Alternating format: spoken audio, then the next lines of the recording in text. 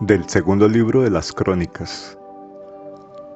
Después de la muerte de Jehoiada, los jefes de Judá fueron a postrarse delante del rey, y éste se dejó llevar por sus palabras.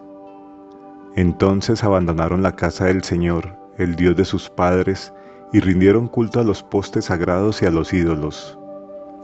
Por este pecado se desató la indignación del Señor contra Judá y Jerusalén. Les envió profetas que dieron testimonio contra ellos para que se convirtieran al Señor, pero no quisieron escucharlos. El Espíritu de Dios revistió a Zacarías, hijo del sacerdote Jehoiada, y éste se presentó delante del pueblo y les dijo: Así habla Dios, ¿por qué quebrantan los mandamientos del Señor? Así no conseguirán nada. Por haber abandonado al Señor, Él los abandonará a ustedes. Ellos se confabularon contra él, y por orden del rey lo apedrearon en el atrio de la casa del Señor.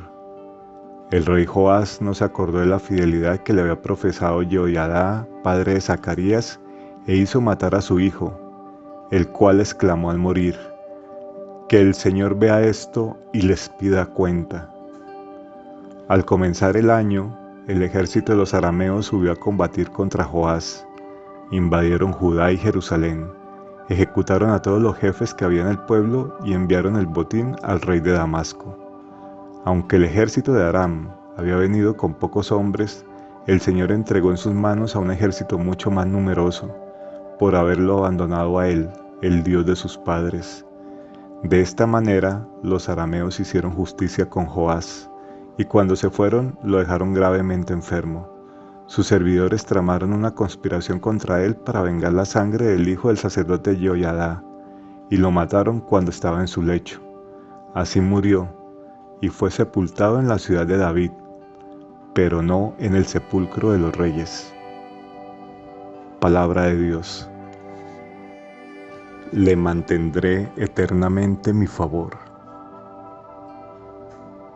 Sellé una alianza con mi elegido, jurando a David mi siervo: te fundaré un linaje perpetuo, edificaré tu trono para todas las edades. Le mantendré eternamente mi favor. Le mantendré eternamente mi favor, y mi alianza con él será estable. Le daré una posteridad perpetua y un trono duradero como el cielo. Le mantendré eternamente mi favor. Si sus hijos abandonan mi ley y no siguen mis mandamientos, si profanan mis preceptos y no guardan mis mandatos, le mantendré eternamente mi favor. Castigaré con la vara sus pecados y a latigazo sus culpas, pero no le retiraré mi favor ni desmentiré mi fidelidad. Le mantendré eternamente mi favor. Lectura del Santo Evangelio según San Mateo. En aquel tiempo Jesús dijo a sus discípulos: Nadie puede servir a dos señores, porque aborrecerá a uno y amará al otro, o bien se interesará por el primero y menospreciará al segundo. No se puede servir a Dios y al dinero. Por eso les digo, no se inquieten por su vida pensando qué van a comer, ni por su cuerpo pensando con qué se van a vestir. ¿No vale acaso más la vida que la comida y el cuerpo más que el vestido? Miren los pájaros del cielo, ellos no siembran ni cosechan, ni acumulan en graneros, y sin embargo el Padre que está en el cielo los alimenta. ¿No valen ustedes acaso más que ellos? ¿Quién de ustedes, por mucho que se inquiete, puede añadir un solo instante al tiempo de su vida? ¿Y por qué se inquietan por el vestido? Miren los lirios del campo, cómo van creciendo sin fatigarse ni tejer. Yo les aseguro que ni Salomón, en el esplendor de su gloria, se vistió como uno de ellos. Si Dios viste así la hierba de los campos que hoy existe y mañana será echada al fuego, ¿cuánto más hará por ustedes, hombres de poca fe? No se inquieten entonces diciendo: ¿qué comeremos, qué beberemos o con qué nos vestiremos? Son los paganos los que van detrás de estas cosas. El Padre que está en el cielo sabe bien que ustedes la necesitan. Busquen primero el reino y su justicia, y todo lo demás se les dará por añadidura. No se inquieten por el día de mañana. El mañana se inquietará por sí mismo. A cada día le basta su aflicción. Palabra del Señor. Según el derecho de aquella época, un siervo podía hacerlo al mismo tiempo de distintos amos. Lo que pasa es que en la práctica esto no era factible, era realmente imposible. Llegaba un momento en que se adhería a uno y se llegaba a separar del otro. Cuando el texto dice, al estilo semítico, refiere que amará a uno y odiará a otro. Sepamos que Dios es quien solicita el corazón humano al hombre entero y en exclusiva. El otro señor que compite con Dios no es el prójimo, ni la esposa o el esposo, ni el hermano o algún amigo, sino el otro señor es el dinero, mamón, como era llamado. El dinero así se convierte en ídolo y acapara la adoración del corazón. Al ocurrir esto, le lleva al creyente a prescindir del verdadero Señor, rompiendo con el primer mandamiento. Pretender que Dios absolutamente esté sobre la vida del hombre parece ya algo exagerado. De ahí que hay que justificar esa entrega total al Señor.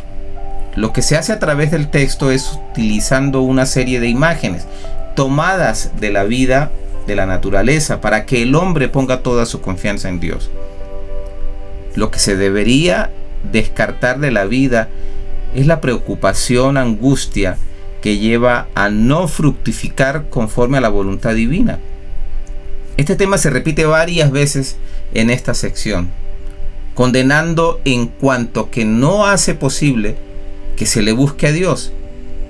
Se puede ver, para iluminar mejor, las palabras de Jesús en el caso de Marta y María y la parábola del sembrador, donde la buena semilla queda ahogada por las preocupaciones sin llegar a fructificar.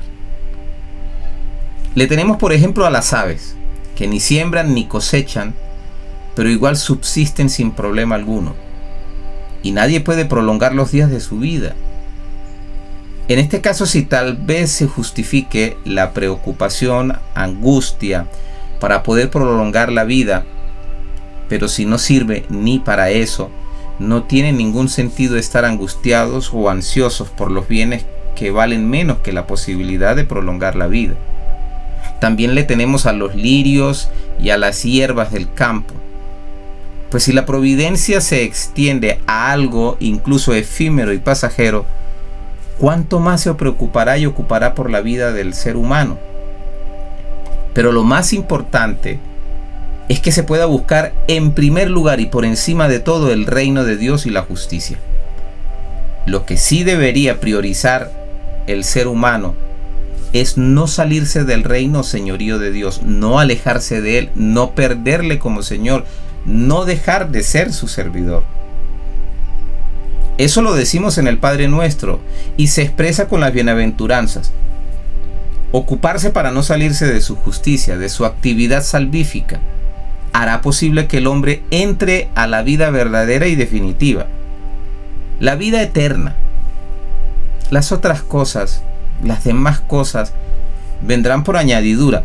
Es decir, Dios providente no nos hará faltar, nos dará lo necesario para que vivamos con dignidad. Por tanto, sabemos que desde el bautismo nos hemos consagrado a Dios, nos decidimos voluntariamente a pertenecer totalmente al Señor y vivir solo para Él. El enemigo principal para pertenecer al Señor somos nosotros mismos, con nuestros egoísmos, nuestra soberbia, nuestra comodidad, nuestra falta de sacrificio, nuestra sensualidad y pereza. Todo eso deberíamos entregarlo a Dios. Es fundamental renunciar a uno mismo para dejarle a Dios ser en cada uno de nosotros. Así nuestra vida será de Dios, sola de Dios y toda en Dios.